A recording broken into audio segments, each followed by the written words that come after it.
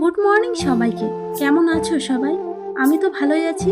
সকাল সকাল উঠে চা খেয়ে গিয়েছিলাম একটু রাস্তার দিকে ঘুরতে।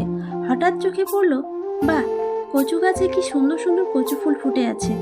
ফুলগুলো দেখে ছিঁড়তে ইচ্ছে করছিল, কিন্তু আমি আর আমার হাজব্যান্ড কচুর ফুল খাই না, কিন্তু আমার শ্বশুর শাশুড়ি খায়।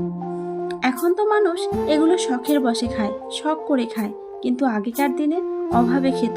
খাওয়ার মতো কিচ্ছু সবজি ছিল না, এগুলো রান্না করে নাকি তাদের আর কিচ্ছু লাগতো না। তাই ভাবলাম, আজ যখন পেয়ে গেলাম তো তুলে নেই কচুর ফুলগুলো। আমরা না খাই, কিন্তু শ্বশুর শাশুড়ি তো খায়। বাড়ি এনে ফুলগুলো সুন্দর করে টুকরো টুকরো করে কেটে নিলাম। ভিতরের হলুদ অংশগুলো বের করে দিয়ে বাকিগুলো টুকরো টুকরো করে কেটে নিলাম। তারপর সুন্দর করে ধুয়ে নেব। হাত দিয়ে একদম ধরবো না, হাত দিয়ে ধরলে হাতে প্রচণ্ড চুলকায়। এবার কড়াইতে পেঁয়াজ, লঙ্কা, রসুন কুচি ফোড়ন দিয়ে দিয়ে দিব কচুর ফুলগুলো। কচুর ফুলগুলো দিয়ে কিন্তু ভালো মতো ভাজতে হবে, নইলে গলায় ধরে।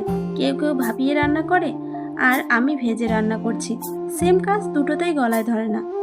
ভাজা হয়ে গেলে একটু পানি দিয়ে ঢেকে দিব সিদ্ধ হওয়া পর্যন্ত।